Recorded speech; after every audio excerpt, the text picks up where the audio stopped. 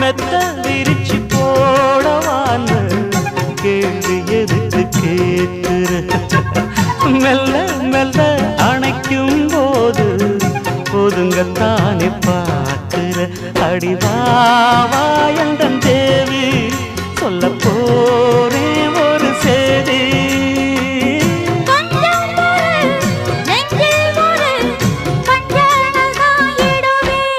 நானாத்து மேட்டு தோப்புக்குள்ள